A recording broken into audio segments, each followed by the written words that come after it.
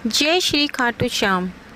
भक्ति ज्ञान दिशा चैनल में आप सभी का बहुत बहुत स्वागत है।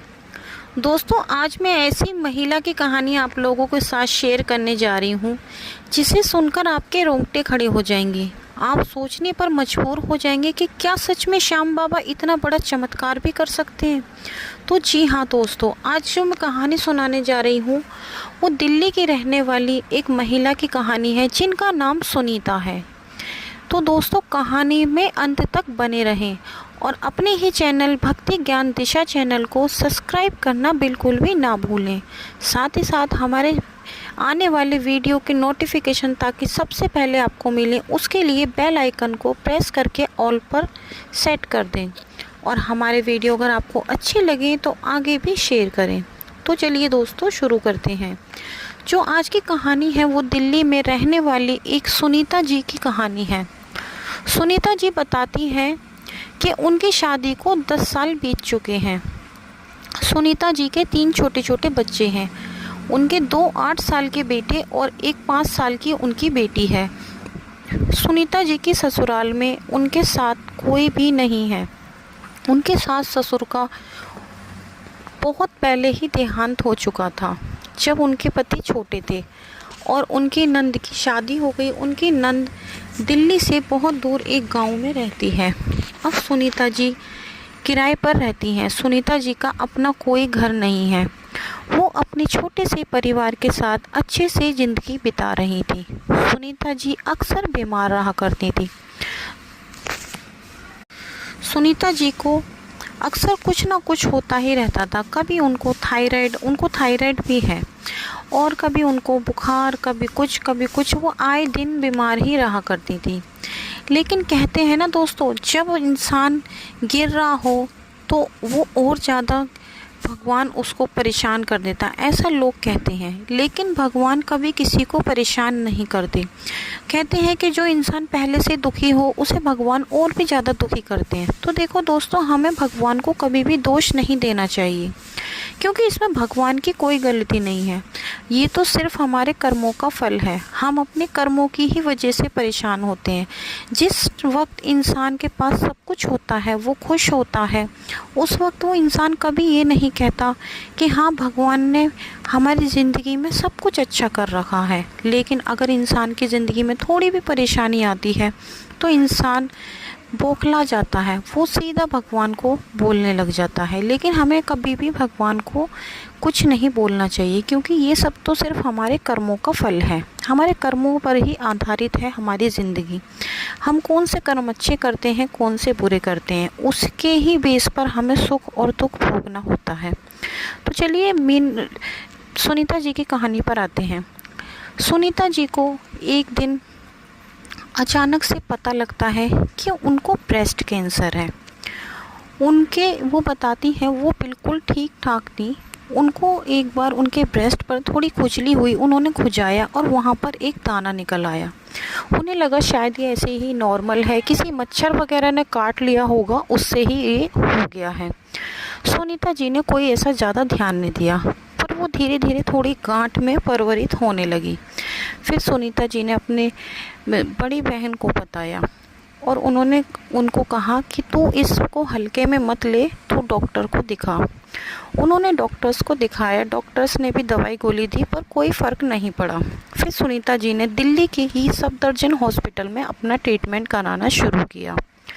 जब उन्होंने दिल्ली के सफदरजंग हॉस्पिटल में अपना इलाज करना शुरू किया तो वहाँ पर उनके सारे टेस्ट किए गए।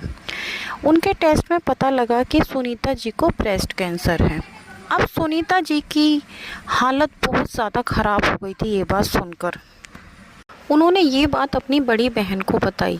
उनकी जो बड़ी बहन है वो बहुत ही ज़्यादा धार्मिक किस्म की औरत है। वो श्याम बाबा को बहुत ज़्यादा मानती हैं। वो बाबा श्याम पर पूरा विश्वास करती हैं। उन्होंने तभी अपनी बहन को कहा कि तू चिंता बिल्कुल भी मत कर, तुझे कुछ नहीं होगा, मेरे श्याम बाबा हैं, तुझे बिल्कुल ठीक कर देंगे, तू सब कुछ उन पर छोड़ दे, तुझे कुछ नहीं होगा। उनकी बहन ने जब भी श्याम बाबा से अर्जी लगाई, श्याम बाबा से प्रार्थना की कि हे श्याम बाबा, मेरी बहन को पूरी तरह स्वस्थ कर दो। उसके 3 छोटे छोटे बच्चे हैं, उसका तो परिवार में भी कोई नहीं है। उसको, उसके बच्चों को पालने वाला कौन है? श्याम बाबा, अगर आपने मेरी बहन को बिल्कुल ठीक कर दिया तो मैं उसके नाम का निशान चढ़ाऊंगी, रिंगत से पैदल निशान लेकर आऊंगी। ऐसा उनकी बहन ने श्याम बाबा से घर बैठे अर्जी लगाई। फिर मीनू जी का जब ही सुनीता जी का एक टेस्ट और होना था, जो कि टुकड़े की जांच थी। उसे पूरा कंफर्म पता करना था कि गांठ कितनी बड़ी है और किस स्टेज पर पहुंच चुकी है। डॉक्टर्स ने जब टेस्ट करना शुरू किया तो उनकी बहन ने बाबा से प्रार्थना की कि बाबा, मेरी बहन की रिपोर्ट एकदम नॉर्मल आनी चाहिए। जब सुनीता जी का टेस्ट हुआ तो उसमें डॉक्टर्स कहने लगे कि इनको 3rd स्टेज का कैंसर है, इनको तो कीमो चढ़ानी पड़ेगी। सुनीता जी की सुनकर हालत बहुत ज़्यादा ख़राब हो गई, लेकिन उनकी बहन ने बिल्कुल भी हिम्मत नहीं हारी। उनकी बहन ने कह दिया, मेरे श्याम बाबा जब तक हैं, जब तक तुझे आँच भी नहीं आ सकती। डॉक्टर्स ने जब वो टेस्ट के बाद 15 दिन बाद सुनीता जी को वापस रिपोर्ट लेने के लिए हॉस्पिटल में बुलाया। वहाँ पर पता लगता है कि श्याम बाबा ने इतना बड़ा चमत्कार किया कि उनकी रिपोर्ट एकदम नॉर्मल आई। रिपोर्ट में पता लगा कि उनको कोई कैंसर नहीं है, उनको चर्बी की गांठ है। तब जाके सुनीता जी को तसल्ली हुई, लेकिन फिर भी अभी उनको टेंशन थी क्योंकि उनकी गांठ निकलनी बाकी थी। वो बताती है कि जब उनका ऑपरेशन हुआ, जिस टाइम वो ऑपरेशन थिएटर में थी, उनकी हालत इतनी ज़्यादा सीरियस हो गई कि 12-12 डॉक्टरों की टीम लगी हुई थी। उनको ब्लड बहुत ज़्यादा जा रहा था ऑपरेशन के द्वारा, जब उनकी गांठें निकाली जा रही थी, क्योंकि चर्बी की गांठ थी तो उसका ऑपरेशन था। अब सुनीता जी बताती हैं कि उस वक्त एक सफ़ेद रंग के कुर्ते में एक मूंछों वाले डॉक्टर आए और वो आकर मेरे सिर पर हाथ फिराने लगे और कहने लगे, बेटा तू बिल्कुल भी चिंता मत कर, तू बिल्कुल ठीक हो जाएगी, तेरे को कुछ नहीं होगा। तेरे जो छोटे छोटे बच्चे हैं, तुझे उन्हें देखना है, उन्हें पालना है, तुझे कुछ नहीं होगा।